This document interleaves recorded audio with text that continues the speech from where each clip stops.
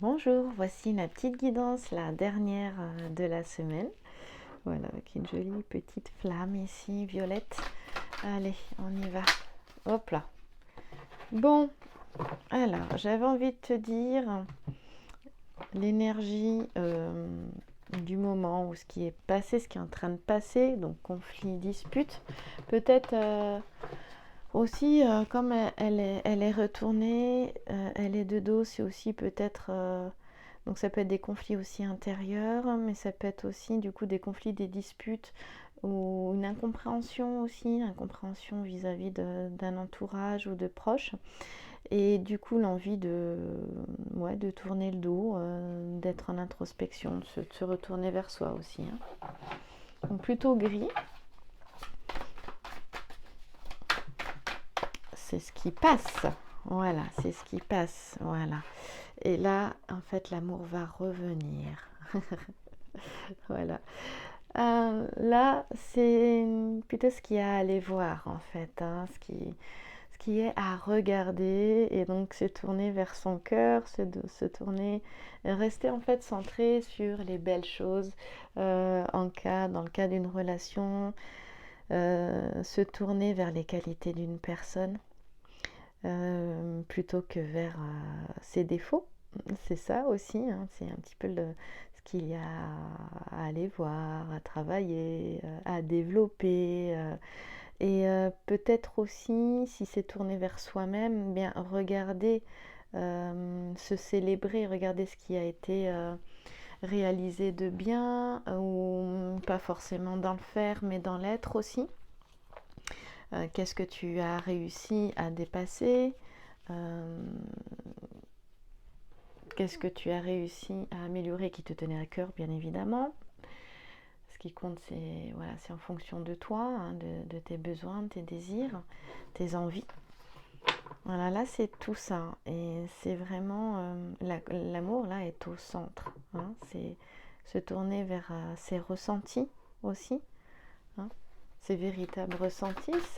Et on te dit aussi quelque part que l'amour est là. Et donc, eh bien, ce vers quoi cela tend, eh bien, c'est vers une nouvelle histoire. Un commencement, une nouvelle histoire.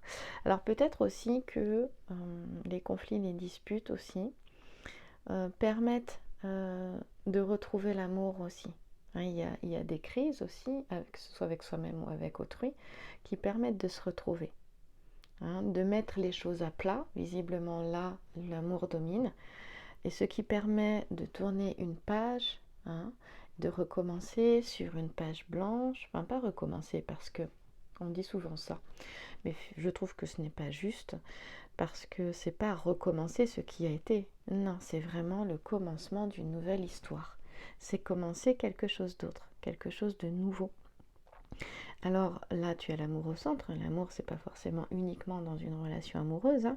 C'est aussi dans la famille, avec des amis ou un ami, mais aussi, pourquoi pas, avec un travail, parce que dans le domaine professionnel, ça peut être quelque chose, voilà, une activité avec laquelle tu ne te trouves plus en cohérence, avec qui tu te sens en conflit intérieur, et eh bien, de revenir à l'intérieur de toi, ce qui est important pour toi, donc ce que tu aimes, eh bien, ça te permet aussi de te tourner vers quelque chose d'autre et de commencer aussi une nouvelle histoire au niveau professionnel aussi également. Eh bien, commencement, nouvelle histoire. Est-ce qu'on pourrait, nous donner des indications sur éventuellement une période de temps qui est, j'insiste toujours, à prendre avec des pincettes. Vraiment. Avec les figures géomantiques, je les ai retirées du paquet. Ah bah génial, oui, acquisitio, le gain, la croissance.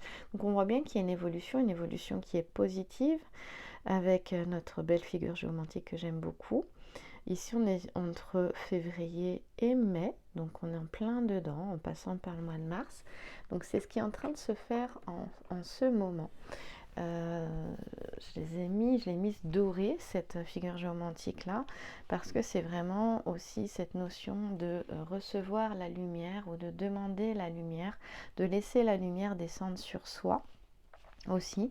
Et parce que voilà, c'est aussi cette chance, c'est la chance, peut-être cette lumière divine aussi, le progrès, l'évolution, mais voilà, la croissance. Et c'est la chance, le gain, hein, recevoir aussi.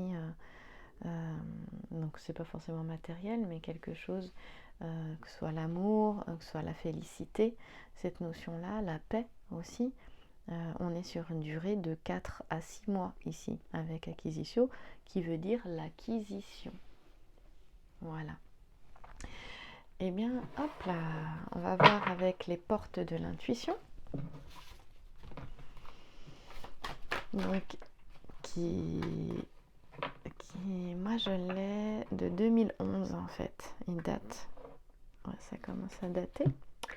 C'est une édition de 2011 de Vanessa Milczarek et Brigitte Barberan.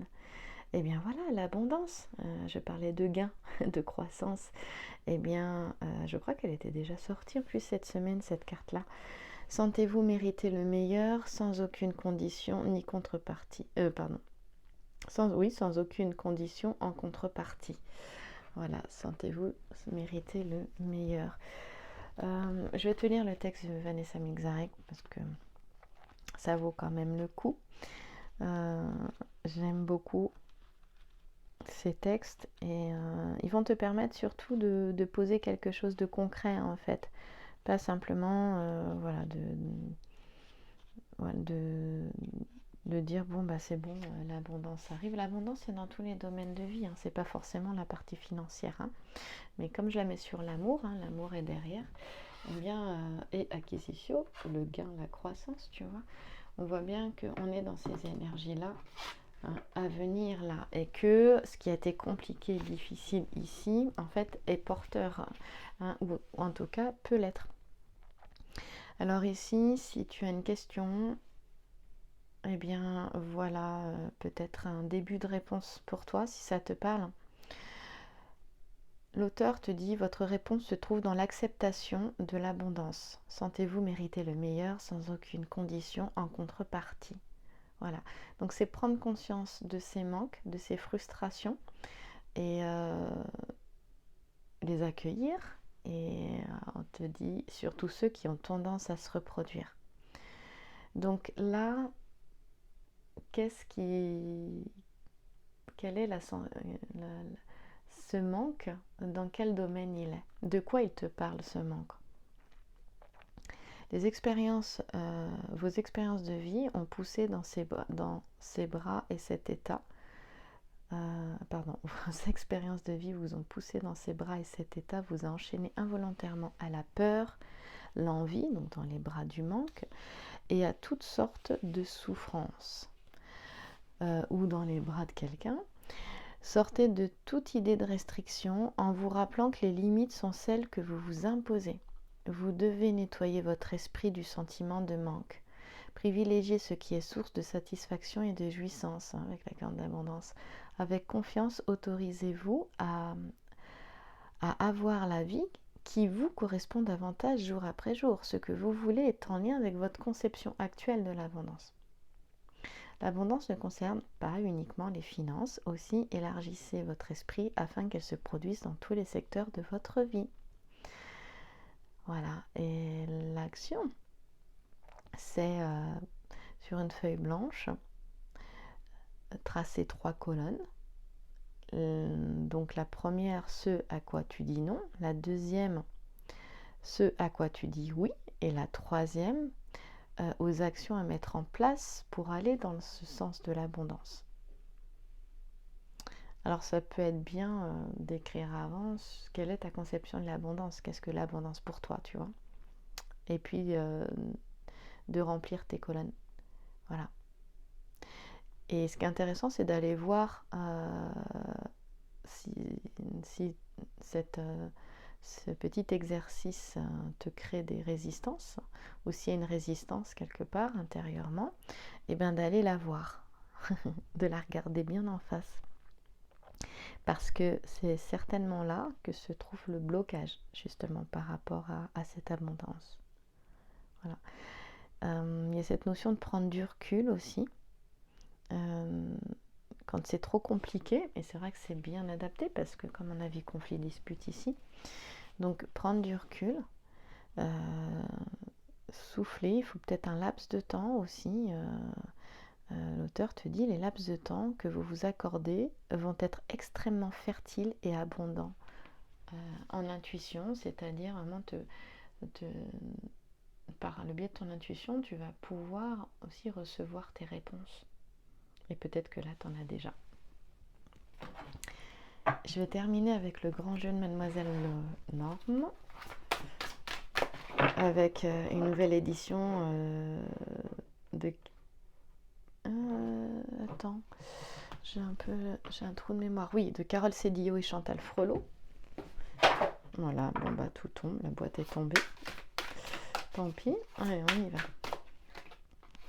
Oui, donc on voit que ça a été compliqué, difficile. J'ai l'impression que dans ce qui a été difficile, ça a été, c'est-à-dire aller voir un trauma ou des traumas, choc émotionnel, quelque chose qui... Alors, si ça a été compliqué ces derniers temps, ça peut être vécu un petit peu comme si tu avais reçu en fait quelque chose de l'extérieur, tu vois. Et puis, boum, tu prends ça en pleine tête ou en plein cœur ici en l'occurrence. Et tu tombes comme Chiron. Chiron se promène, il se balade et puis il prend une flèche en plein cœur. En fait, c'est Hercule là, qui est dans ses batailles, dans ses combats. Il y a une flèche qui part et puis Chiron passe et boum, en fait, la flèche n'est pas du tout pour lui. Et on te dit qu'il y a peut-être quelque chose comme ça qui s'est joué là récemment. Mais c'est pour un nouveau départ avec la lettre A. Et alors c'est aussi le signe du Sagittaire. Hein, voilà, c'est aussi le signe du Sagittaire. Donc ça peut être relié à ton signe astrologique ou à ton ascendant. Ça peut être relié au signe astrologique d'une personne aussi. Et en même temps, ça peut être quelque chose de douloureux qui s'est produit en Sagittaire dernier, c'est-à-dire novembre-décembre. Voilà. Chiron, il en fait une force. Il tombe à terre, il souffre, il va souffrir atrocement. Et en fait, il fait une force de cette souffrance-là. Il va se relever. Il va être en contact avec la souffrance du monde, en fait. Et donc, il va pouvoir mieux comprendre les autres, mieux comprendre la souffrance des autres, parce que lui, il l'aura vécu et subi. Sur cette édition-là, donc, qui représente l'original du jeu, en fait, hein, voilà, qui a été numérisé. Ici, tu as un arc-en-ciel, on ne le voit pas bien, parce que sur les autres éditions, on le voit bien, qui commence, qui débute. Et donc, oui, ça va être aussi une plus grande connexion à sa sensibilité, hein, également, mais surtout à son intuition. Il va pouvoir comprendre les autres comme ça. Comprendre la souffrance des autres, mais les comprendre aussi. Voilà. Alors, ça c'est très positif parce que après bien des souffrances, justement, comme Chiron, il est question d'aller vers un nouveau départ avec le 10 de carreau, un nouveau projet, un départ, déplacement, déménagement aussi, hein, c'est aussi la carte des déménagements. Petit sujet tourné vers Chiron, carte centrale, eh bien, nous parle aussi que si c'est un bateau, hein, hop là, que si les choses sont bien préparées, hein, s'il y a un projet comme ça de départ, de déménagement, de déplacement, de nouveaux commencements, hein, commencement d'une nouvelle histoire ici à droite avec l'oracle sacré, eh bien ça va fonctionner, ça va bien se faire, ça va bien se passer. Voilà. On a Albus ici en figure géomantique sous le D, et c'est le mois de juin, Albus. C'est vraiment l'illumination intérieure. Hein. On parlait de gain, de croissance tout à l'heure avec Acquisitio qui est ici. Eh bien, et je te parlais de lumière, je l'ai fait en doré parce que je reliais vraiment cette carte, je ne sais pas pourquoi, vraiment à la lumière. Et Albus, ben, c'est l'œuvre au blanc ici. Tu vois, aussi, Albus, œuvre au blanc là, la figure géomantique, ce qui est l'illumination intérieure. Donc là, c'est pareil, c'est aussi une belle évolution, c'est aussi une belle croissance. Donc en fait, c'est pour te montrer que ce qui a été compliqué, difficile, les souffrances, elles ne sont pas vaines. Hein, voilà. D'ailleurs, c'est intéressant parce que la première figure géomantique est acquisition, tu vois, celle-ci, et la deuxième est Albus. On les a côte à côte et elles sont toutes les deux elles sont premières, toutes les deux sont en premier. Donc il y a vraiment le nouveau commencement là ici, hein, encore une fois. Et avec un beau feu d'artifice, il est question de joie, il y a de l'oranger, du jaune, parce que j'ai voulu le relier au chakra sacré, deuxième centre énergétique sous ton nombril, et qui est relié à la créativité. Et donc la créativité, c'est aussi la créativité de l'enfant et à la joie, retrouver sa joie aussi. Et la confiance aussi, hein, également. Et donc là, c'est la paix. Ça apporte la paix. Albus, après justement le fait d'y voir clair, d'y voir plus clair, cette clarté, eh bien, cette illumination intérieure, elle apporte plus de sagesse, plus de paix aussi. Il y a une notion de pureté parce que c'est le blanc également. Donc il y a quelque chose qui est en train de se faire là parce que c'est aussi sur une période de temps de 1 mois, Albus, hein, également. Voilà. Je voulais dire quelque chose et je sais plus. Ça va me revenir. Mais garde vraiment en tête le fait que c'est ça.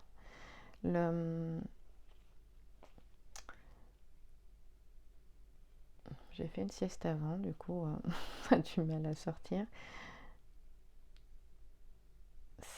C'est une belle évolution, que les souffrances n'ont pas été vaines.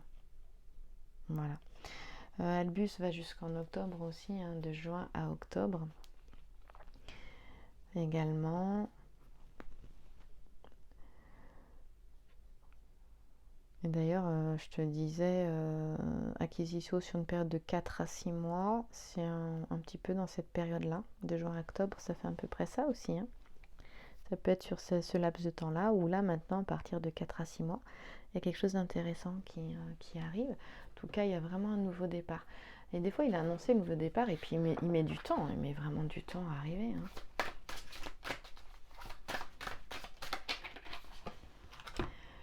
Voilà, bon bah ça c'était la boîte de Pandore, ça nous parle plus du passé, hein, donc c'est terminé, c'est derrière, effectivement il y a eu des prises de conscience.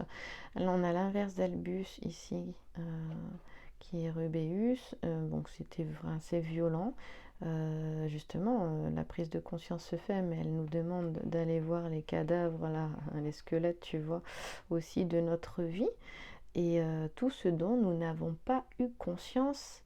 Et cette inconscience, mais c'est pas un jugement ni une critique, hein, eh bien, elle fait que des fois on se retrouve avec une inconséquence ici, à se prendre une flèche, voilà, en plein cœur, mais ça permet de comprendre et donc d'être complètement perdu.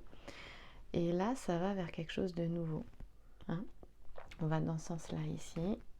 Ça va vers un nouveau départ, un nouveau commencement. Alors, je voudrais terminer avec une dernière carte en conclusion. Et ben voilà, je ne pouvais pas espérer mieux. L'aigle qui enlève le crapaud, le 8 de cœur. Bon, il est très clairement question de s'éloigner, d'abord que les soucis, les difficultés s'éloignent. Donc, il va y avoir une période vraiment de renouveau, hein, R, renouveau. Ah, pardon, tu ne le vois pas. Voilà, et pour pouvoir souffler aussi, hein, c'est vraiment un moment pour souffler. C'est aussi ce qui est toxique s'éloigne aussi.